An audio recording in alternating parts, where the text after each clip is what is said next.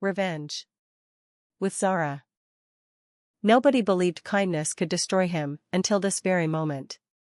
The hall was full, lights glaring, cameras flashing, and a crowd murmuring in disbelief. At the center stood the man who once ruled with arrogance, his voice trembling, sweat dripping from his forehead as the world witnessed his downfall. He tried to speak, to salvage his pride, but every word collapsed under the weight of truth now revealed. And just a few feet away, she stood. Calm. Composed. A faint smile touched her lips, not of cruelty, not of mockery, but of peace. It was the same smile that once seemed naive, the same kindness people had mocked as weakness. Yet here, in this moment, that very kindness had dismantled the empire he had built on lies. The audience gasped as the evidence unfolded on the big screens. Every betrayal, every manipulation, every mask he had worn was stripped away with precision. Strangers, allies, even his closest confidants turned their eyes from him in shame. The man who had thrived on fear and control now looked small, broken, and cornered, while the woman he once underestimated stood taller than ever, without raising her voice, without lifting a single hand. Flashbacks echoed in her mind, the insults, the betrayals, the moments where she chose silence over retaliation. She remembered every word he had thrown at her, every moment he tried to crush her, every smile she had given when they told her kindness would never win. Now, those very moments played like scenes in a film, each one leading to this climax. And in that silence, the world realized the truth: it wasn't rage, vengeance, or force that had destroyed him. It was patience. It was resilience. It was kindness turned unshakable. The man who once mocked her for being too soft now stood stripped of everything, while she, with nothing but grace, had risen higher than he could ever imagine. The question remained, burning in the minds of all who watched. How had she done it? How had she turned the gentlest of virtues into the most devastating weapon? Long before the hall of flashing cameras and public humiliation, there was a quiet girl whose only strength, in the eyes of others, was her kindness. She wasn't rich, she wasn't powerful, and she wasn't ruthless. In a world where the cruel seemed to thrive, her gentle heart made her appear fragile, easy to dismiss, easy to break. He saw that too. The man who would become her greatest enemy recognized her softness and mistook it for weakness. In the beginning, he was charming. He offered her opportunities, spoke of dreams, promised guidance. She trusted him, not because she was foolish, but because she believed in goodness. She believed that if she gave people her best, they would return the same. But betrayal is sharpest when it comes wrapped in trust. Slowly, his true nature revealed itself. The promises crumbled, replaced by commands. The guidance turned into manipulation. Her compassion became a tool for him to exploit, and every time she gave more, he took more. He stripped away her dignity in front of others, laughed at her patience, and whispered lies to turn allies into strangers. To him, she was nothing but a pawn to control, a shadow he thought could never step into the light. And still, she did not fight back. Not yet. People told her she was naive. They told her she should strike, expose him, or abandon her values. But she held on to her kindness like a shield, even when it hurt, even when it left her alone. Deep inside, she knew something others did not: cruelty burns fast, but kindness endures. Her nights were heavy with doubt. She questioned herself, cried in silence, wondered if maybe they were right, maybe kindness was weakness after all. But every time she looked at the brokenness he caused, she made a vow. She would not become like him. She would not answer cruelty with cruelty. If she was to win, it would be her way, with patience, with truth, with the quiet power of grace. So, she waited. She watched. And as he grew more arrogant, more careless, she began to see the cracks in his armor. She gathered every moment, every word, every act of cruelty he thought was hidden in the dark. While he laughed at her silence, she built the foundation of his downfall brick by brick, with the very thing he mocked her for, her refusal to lose her humanity. The world thought she was defeated. He thought she was broken. But in the shadows of betrayal, her kindness was transforming into the sharpest weapon he could never see coming. And when the time was right, that weapon would pierce straight through the empire he had built. For weeks she had lived in silence, her world shattered by betrayal, her dignity crushed beneath the weight of whispers and accusations. People pointed, gossiped, and shook their heads, some with pity, others with cruel delight. To them, she was finished. To him, she was just another casualty of his arrogance. But deep inside, something was stirring, a quiet ember, glowing brighter with every passing day. It began with a single choice, not to break. She refused to let despair define her. Instead of bitterness, she embraced patience. Instead of anger, she carried herself with a grace that unsettled even those who mocked her. She studied him, not with vengeance in her eyes, but with an almost surgical calm. Every move he made, every lie he told, every weakness he thought hidden, she saw it all. She listened more than she spoke, storing truths like arrows in a quiver, waiting for the day they would fly. People mistook her composure for surrender. Even he, the man who once gloated at her pain, laughed at her silence. But what he never realized was that her silence wasn't weakness. It was strategy.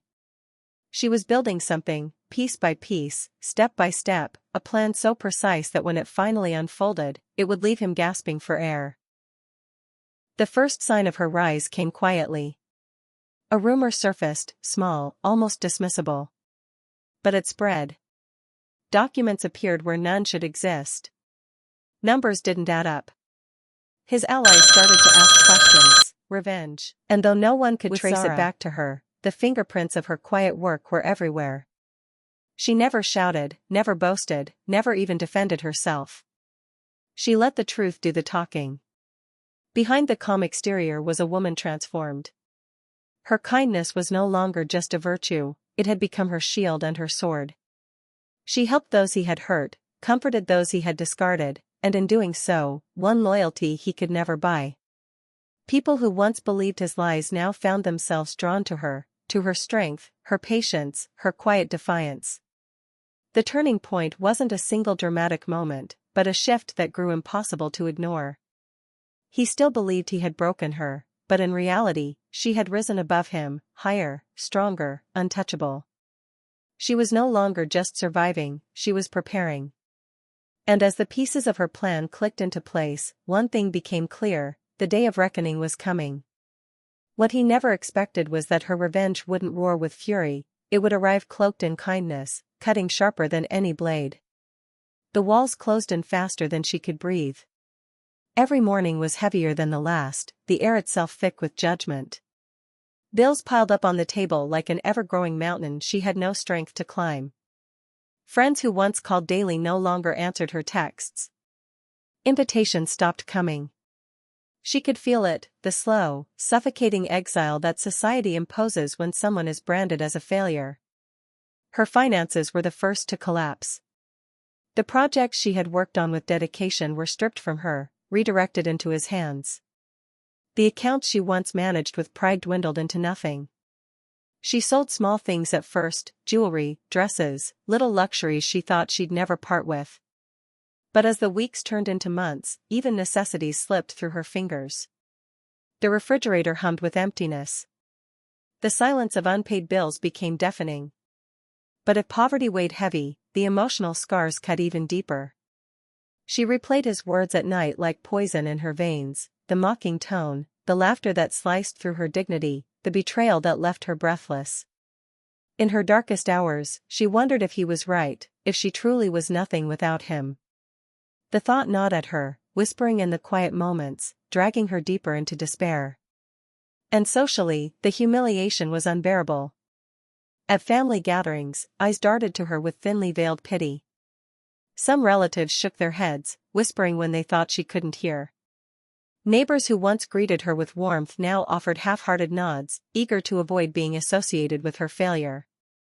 Her name, once spoken with respect, had become a cautionary tale. This is what happens when you trust too much. This is what happens when you're too kind. The villain, meanwhile, thrived in his newfound power. He flaunted it shamelessly, parading through the very streets where she once walked with pride. He draped himself in wealth she knew was stolen, not earned. His new relationship, flashy, loud, paraded across social media, became salt in her wounds. Hand in hand with someone who mirrored his arrogance, he posted smiling photos captioned with cruel undertones, knowing she would see them. Every picture screamed, "I won. You lost, And the world believed him. He was celebrated at events, toasted at parties, praised for his success. She, on the other hand, was treated as if she were invisible, or worse, disposable. The more he rose, the deeper she sank. And with each public appearance, with every cruel laugh he shared, her humiliation thickened. To everyone watching, her story was over. The victim had fallen. The villain had triumphed. Nights were the hardest.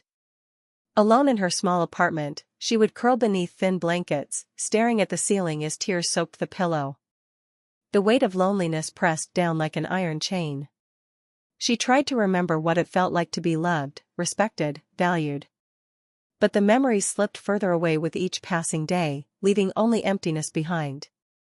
There were moments when she almost gave up, when the temptation to surrender, to let the darkness swallow her, seemed easier than fighting. Her kindness felt wasted, her patience mocked, her hope foolish. The mirror reflected someone she barely recognized, tired, fragile, broken. And yet, even in that darkness, a small ember refused to die. It wasn't hope, not yet. It was something quieter, subtler. The faintest whisper inside her that said, "This is not the end." For every cruel laugh he threw her way, she remembered the faces of those he had hurt before. For every insult hurled, she recalled the quiet gratitude of those she had once helped, those who still whispered her name with respect even if they dared not speak it aloud. For every betrayal, she clung to the memory of who she had been before the storm, strong, patient, kind. He believed her story was finished. The world believed it too. But none of them knew what was brewing beneath the surface. None of them realized that in her silence, she was not collapsing, she was gathering.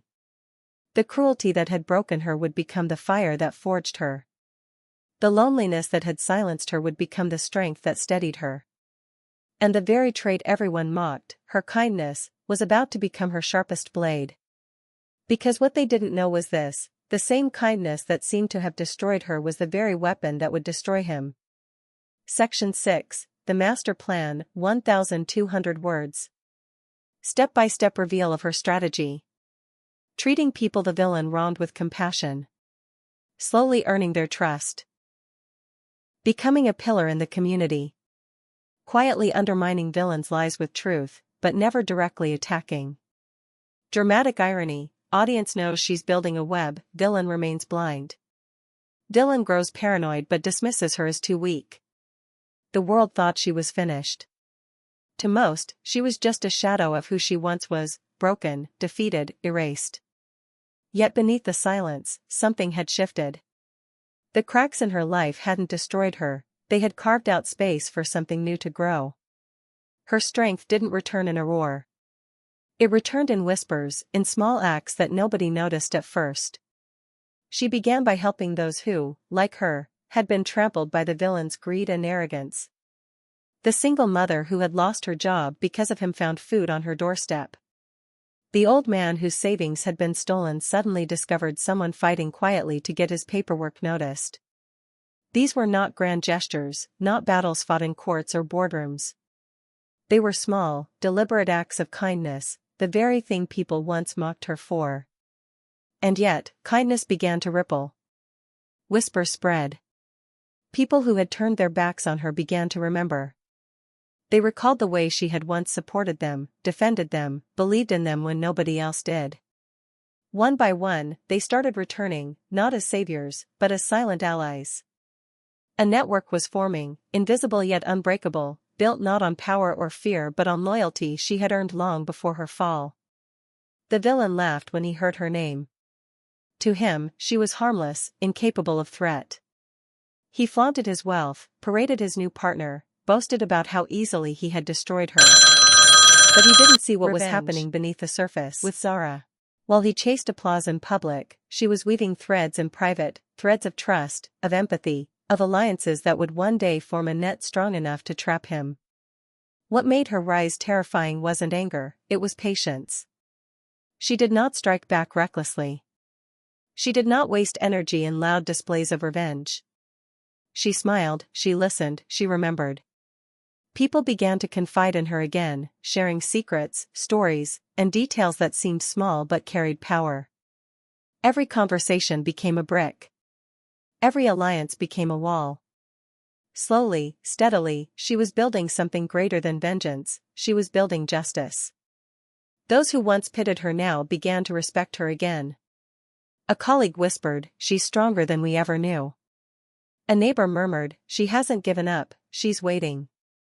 The shift was subtle, but undeniable. Her story was no longer one of tragedy, but of transformation. And though the villain still strutted as if untouchable, cracks had begun to form in the very ground he walked on. Deals slipped. Partners hesitated. Rumors circulated. None of it seemed connected, but it all traced back to her. She was no longer broken. She was no longer alone. She was rising. Not with fists, but with patience. The suspense grew with every quiet step she took. And the question lingered in the air, thick with anticipation, when the moment finally came, when her patience bloomed into power, how devastating would her revenge truly be? Her plan was not born out of rage, but out of resolve. She understood that fury burned hot and fast, leaving only ashes. Patience, however, patience could shape mountains. And so she began to build, not with fire, but with quiet, steady hands. The first step was compassion. Where the villain had stepped on people to climb higher, she reached out to them with dignity. She visited the man who had lost his home because of the villain's deceit, listening to his story when no one else cared. She offered comfort to the woman discarded in favor of his new partner, reminding her that she still mattered. To those humiliated by him, she gave a safe space.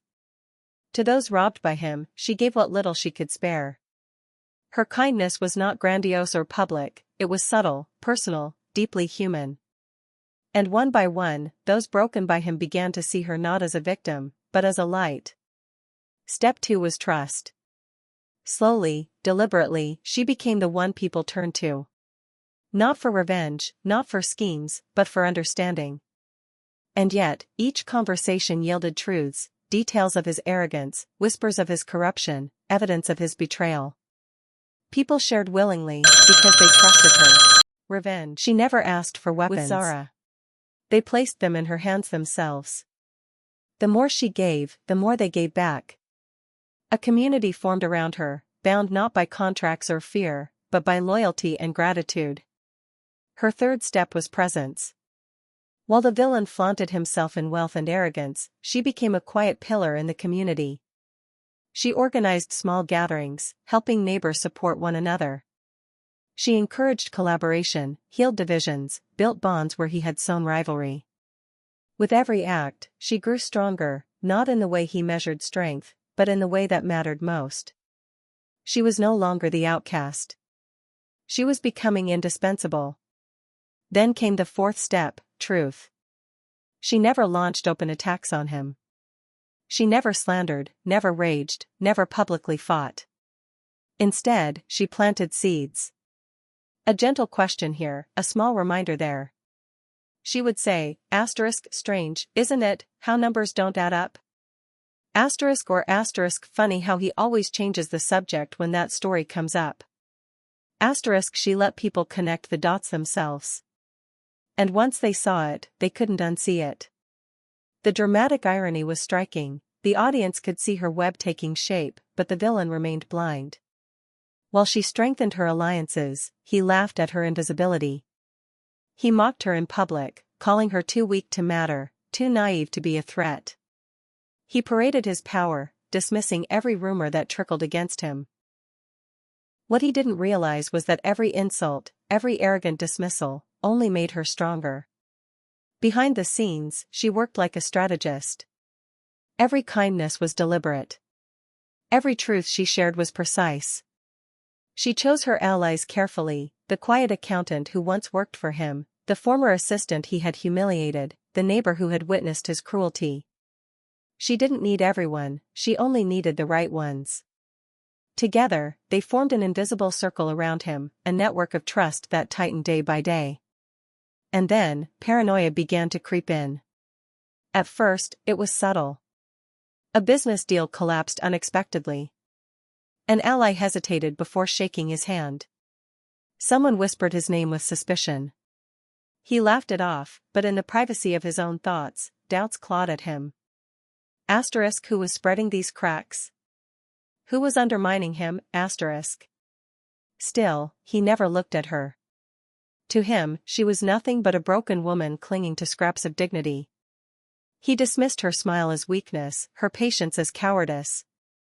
But the audience could see it clearly. Every smile was a move, every act of patience a calculation. She wasn't weak. She was weaving a net around him so quietly, so invisibly, that by the time he realized it, escape would be impossible. Her master plan wasn't flashy. It wasn't dramatic. It was built from the very thing he underestimated, her kindness. Where he used cruelty to control, she used empathy to connect. Where he sowed fear, she sowed trust. And in doing so, she created something far more powerful than revenge, inevitability. Because sooner or later, the web would close. And when it did, he would find himself alone, exposed, and broken, not by fists, not by fury, but by the same kindness he once mocked. And though he couldn't see it yet, the storm was already on its way. The day of reckoning did not arrive with thunder or fire. It came quietly, almost imperceptibly at first, like the shifting of a tide. The villain's empire, once glittering, intimidating, untouchable, began to show cracks that could no longer be ignored. Deals fell apart. Business partners withdrew. Former allies stopped returning his calls. His wealth, once a weapon, now stood exposed as fragile scaffolding built on deceit. The very people he had trampled to rise began turning away, not out of fear, but out of choice. And in their turning, they revealed the truth: loyalty built on kindness was stronger than power built on cruelty. He tried to tighten his grip, barking orders, making demands, threatening those who wavered. But nobody stood with him. The more he pushed, the more they pulled away. His arrogance, once a crown, became a curse. Alone, desperate, he began to realize that his empire had never been real. It had always been borrowed, stolen, propped up by others. Now, without their support, it was crumbling. And at the heart of it all stood the woman he had dismissed. She had not raised her voice, not sharpened a blade, not struck a single blow. Instead, she had waited. She had planted seeds, watered them with patience, nurtured them with compassion. Now, as those seeds blossomed into defiance all around him, the world began to see who she truly was. The confrontation was inevitable. It came in the town square, in front of the very people he had once ruled over like a tyrant. He stormed toward her, his face red with rage, his voice trembling with desperation. "You think you've beaten me?" he shouted, his words cracking under the weight of panic. "You think they'll choose you over me? You're nothing. You've always been nothing." But his words, once cutting, now rang hollow. The crowd did not flinch. They looked at him not with fear, but with pity. And then, all eyes turned to her. She did not raise her hand. She did not scream or curse. She simply stood tall, her calm presence silencing the chaos around them. When she finally spoke, her voice was steady, clear, undeniable. "I never needed to beat you," she said softly. "You did that yourself." The silence that followed was heavier than any shout. He lashed out again, searching for control, but there was none left to grasp. Every accusation, every insult, every desperate cry only revealed the emptiness of his power. He was unraveling before their eyes, and she did not have to lift a finger. The catharsis was not in violence, but in dignity.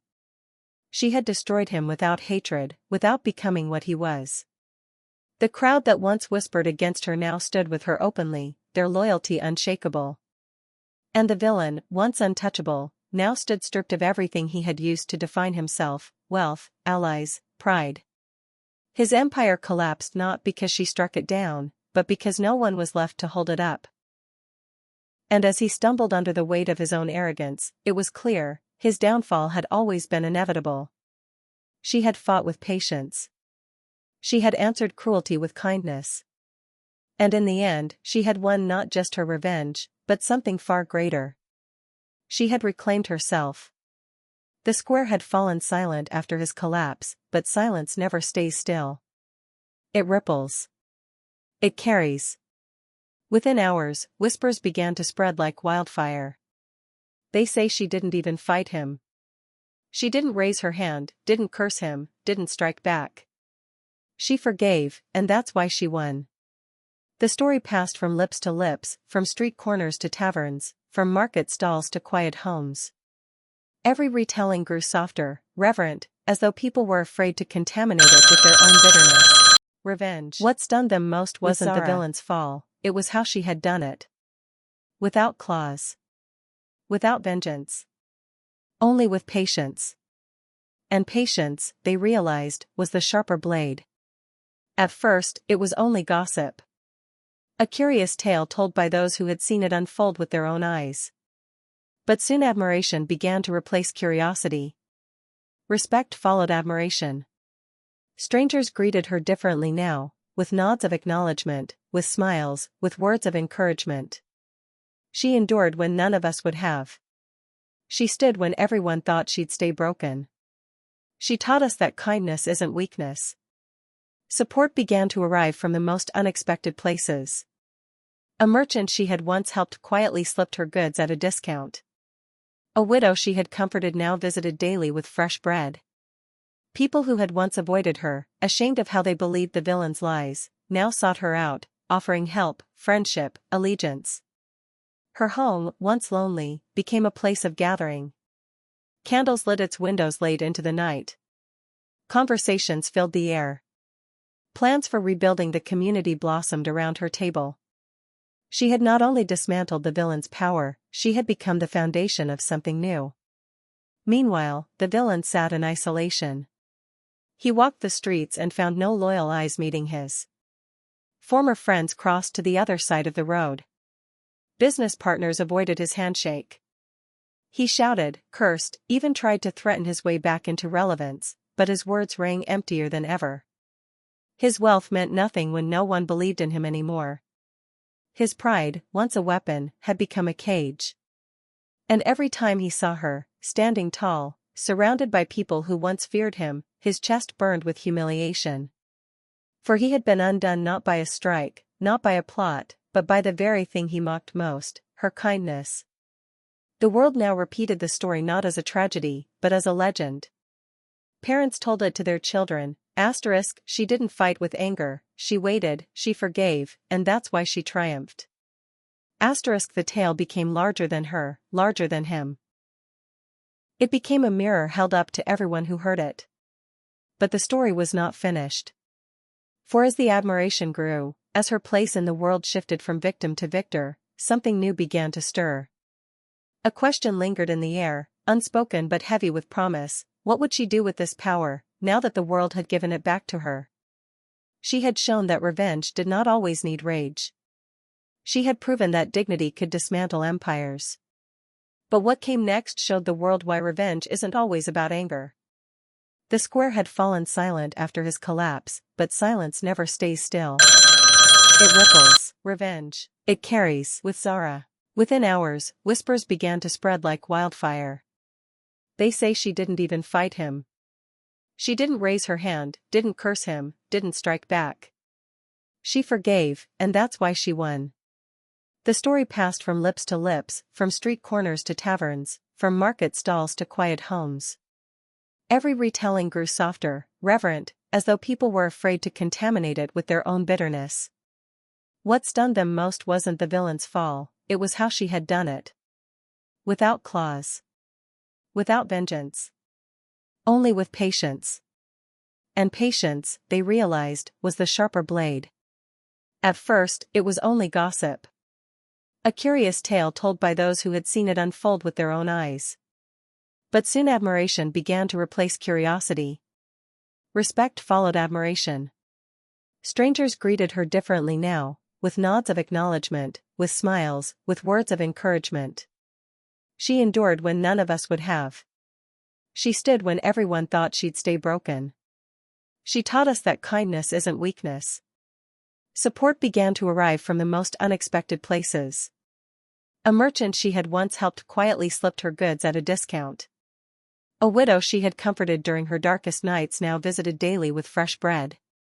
A young man she once defended, mocked as useless by the villain, came forward to work beside her. People who had once avoided her, ashamed of how they believed the villain's lies, now sought her out, offering help, friendship, allegiance. Her home, once lonely, became a place of gathering. Candles lit its windows late into the night. Conversations filled the air. Laughter replaced silence.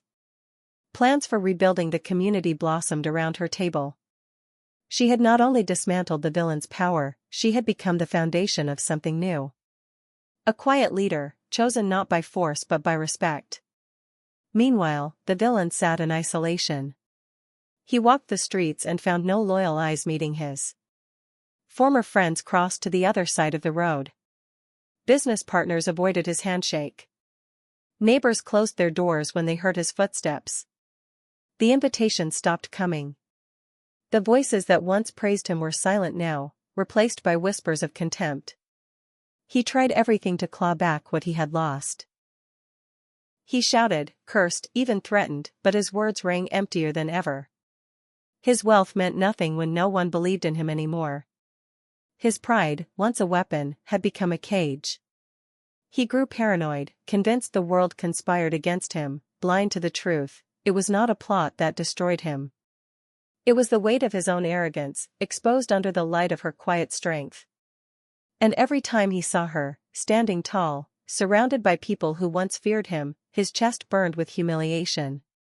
For he had been undone not by anger, not by violence, but by the very thing he mocked most, her kindness.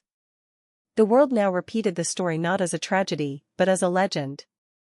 Parents told it to their children, she didn't fight with anger, she waited, she forgave, and that's why she triumphed. The tale became larger than her, larger than him. It became a mirror held up to everyone who heard it. But legends rarely end cleanly. Because as admiration grew, as her influence spread wider, as the broken fragments of community began to stitch themselves together around her, a new question lingered. What would she do with this power, now that the world had placed it gently in her hands? For she had shown that revenge did not always need rage. She had proven that dignity could dismantle empires. But what came next showed the world why revenge isn't always about anger. In the end, her story was not remembered for the humiliation she delivered to him, but for the quiet truth she revealed to the world: kindness is not weakness. It can be the sharpest weapon, the most enduring force, the kind of strength that outlives cruelty. She had been broken once, stripped of security, mocked, abandoned. Yet what rose from that ruin was not bitterness but resilience. By choosing compassion where vengeance was expected, she built a power he could never touch. Respect, loyalty, dignity. These were not given to her by chance, she earned them through patience, through her refusal to mirror his cruelty. The villain's name, once spoken with fear, became a warning. His arrogance, his pride, his hunger for control, all of it had collapsed under its own weight. People no longer remembered him as powerful. They remembered him as the man who fell because he underestimated kindness. His downfall was poetic justice, a mirror of his own choices. She, on the other hand, was free. Free from his shadow, free from the wounds he tried to bind her with. Her strength was no longer questioned. She walked through the streets not as a victim, not even as a victor, but as someone transformed, a symbol of what it means to endure and overcome without losing oneself. The lesson was clear: revenge does not always need fire or fury. Sometimes the greatest revenge is living so fully, so truthfully, that those who sought to destroy you are left to wither in their own emptiness. She never needed to shout, never needed to strike, never needed to match his darkness. She won because she stayed true to herself. And in that, there was justice. Justice that did not scorch the earth, but healed it. Justice that inspired, that endured, that could be carried as wisdom by those who heard her story.